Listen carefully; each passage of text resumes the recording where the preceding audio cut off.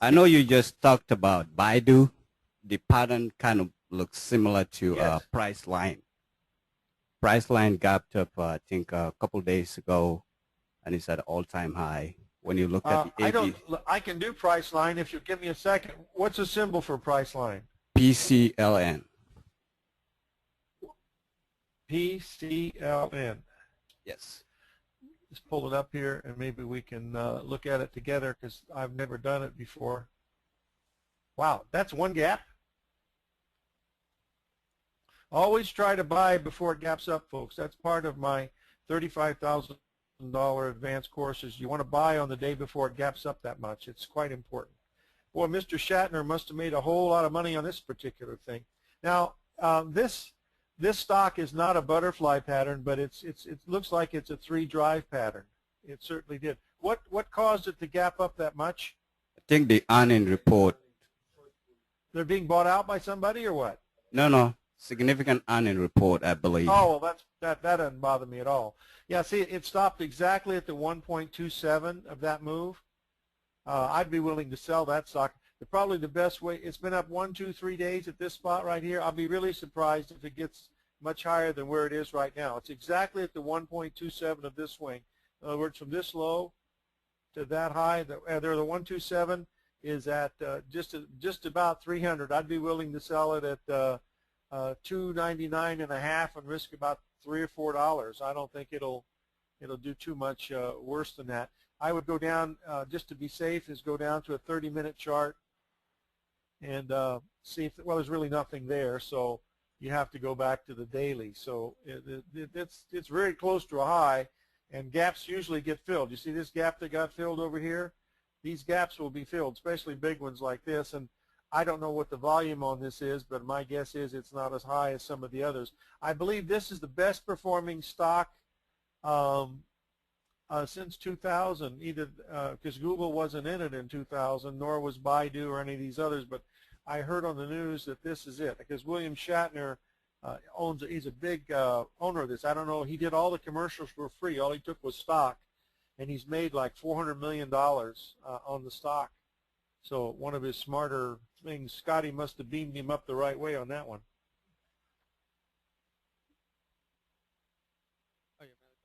But there's no way of predicting the market's going to gap up like that on earnings. I don't. That's why I don't like stocks that much, because they pull games, and believe me, especially banks. Believe it or not, the banks are the worst. Okay, I have one last question. When you're looking at the ABCD waves, how do you know the uptrend waves or downtrend waves are violated? I was talking to a friend of mine. He said when the prior low or prior high is taken out, then you start the ABCD wave count all over again. Well, I hope I understand the question correctly, but let me just show you what I think. I'll just pick something else out here. We'll pick out Microsoft, and this might be a pretty good idea. See, this is my ultimate, oh shucks, just let me get rid of Baidu here. This is my ultimate target on Microsoft, is down here around 19, I think, or something. Yeah, right around 19. See, this has not violated my Microsoft target yet. I've got a big ABCD here, and then the market rallied back to a 786. This target is valid. Now, if it went above this point, then the ABCD would be invalid. Do you follow me? Yes. That's what I look at, because once it violates that, then I would say that would be it. Let me show you why the market is so bearish. This is the New York Stock Exchange Index, and this is all the large stocks in the world. I mean, this is, all of them. I mean, this is all the big ones. You can see we're right at the 61% retracement, and we did it in perfect AB equals CD format. So even if we're up a little bit on Monday or Tuesday, we're not going to get too higher than 72.12, which is, within a few ticks of where the New York Stock Exchange Index. These are all the large stocks in the world, foreign and domestic. And that's why it's the biggest indicator. And you can't play games with this thing. I mean, they can play games with the NASDAQ because there's only 100 stocks in there, but they can't play games with this one. This is too big. So if this, what is that 718 he talked about? If that high got taken out, do you think the Now, if market will that high continue to got taken rally? out, it would just mean they would be completing the Fibonacci retracement from the May high, April high. That's at 72.12. It might miss it by a little bit, but most probably it'll come really, really close. The last time we did this, from this high that we had back here to the low, you see it went through the 618 and almost made the 786. But this was in the morning, and then look what it did. Never closed below above it. See, this was just early morning, the first hour of trading that morning. So this is why these numbers are so darn powerful. They come really close to being exact a lot. You have to respect them. So what number would that be on S&P 500? 1134. Thank you. This is Forex. As you can see, we're within a few ticks of the exact 618.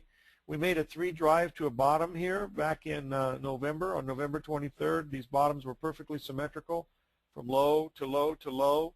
It was a big A, B, C, D, and this was a 786 coming off of a low way back there. We rallied all the way up here. Now we're making a 61% retracement in the dollar index. The problem is most people don't trade the dollar index. They're trading the Canadian, the yen, and all these other things. And all of these major currencies, let me just show you a couple of them. Here's the British pound. They're all doing the same thing. There's the British pound right at the 618 on this big picture. Let me see if I can make it so that you can see the whole thing real quick here. Yeah, there it is, blown up a little bit, but there's the British pound. It's exactly at the 61% retracement from the last July high. I'm talking about within 5 pips, kids. I mean, give me a break. This thing was right spot on, just like it was on the bottom here at the 786. So we're right at the moment of truth in the U.S. dollar. And you can go through one after another, and you're going to see that all of these are very, very similar patterns that are forming that are right near, major bottoms. Here's 3 drive to a bottom in the Japanese yen. And these patterns are, very, very good. So I have to assume that the U.S. dollar is getting ready to rally, so who knows. I knew who this question is, a euro versus the Swiss. I don't even know if I don't trade that one, but I will look and see if I have it. Yeah, I do have euro Swiss. I have an hourly, but I don't have 4 hourly. And I don't see a 3 drive here at all in this particular one. I don't believe. If this is what you're talking about, you're right. There is a 3 drive right here because this is drive 1, this is drive 2, this is drive 3, and that would take you to this level right about here. That's quite a bit up, but that would be a 3 drive pattern. It would be quite symmetrical. Right at that. Whoa! I hit the wrong button. Sorry, guys. This software for $50 a month is worth its weight in gold. But that's the ABCD pattern that was there. We're very, very close to it. It's not. In fact, we might already have met it. We don't know yet because this is not very much in money. I mean, we're only talking about 10 pips. So this might have already made it. And so once we would have to correct more than this to make sure that was in it, but it's very, very close to the thing. So that's what it looks like to me. That is a 3 drive pattern, correct? But there's so many of them. I don't have time to go through all of them. I could do one more, and that's a Canadian. Is another one that looks like it's really spot on for getting ready to turn. In fact, I'm doing a special report on the U.S. dollar this weekend, and these are the things that I'm watching. There's the long-term U.S. dollar versus Canadian dollar. We just completed a perfect Gartley pattern. There's your A, B, C, D. If you just put your tool in, you could see that it's completing these patterns right near the 786 retracement. We hit it exactly on Thursday, and we had a pretty big rally telling you that maybe this is going to be it. But these ABCD patterns work. You can see one here. There's a low, and there's a high, and there's the other corresponding high. I mean, I would think stuff like this would be rather important in your trading. And you see another one, there's your high, and there's your low, and there's your low. I mean, there's another one in here. Here's your high, here's your low, there's your high. You learn to do these, folks. It's a good thing to hang your hat on. The question from Steve Rhodes was, what is the relevance of the Venus? He's got conjunct Uranus this morning, but actually it's an opposition, I believe. So his question is, what's the relevance of the Venus-Uranus aspect this morning? Just a second, honey. Hand me the red book. They're right there. That one, yeah. Let me take a look. I'll double check, because I would, if I have to bet on anybody, I'm going to bet on Steve, because that boy. And today happens to be the it's a Venus opposition Uranus. Yeah, I believe so. Yep. It's opposition, so that's 180 degrees. That usually has a negative connotation. In other words, the market should it should release itself and start down, but it's just a probability, because sometimes they reverse. But it happens to be the Fibonacci level, so my assumption is that it's probably getting ready to go down.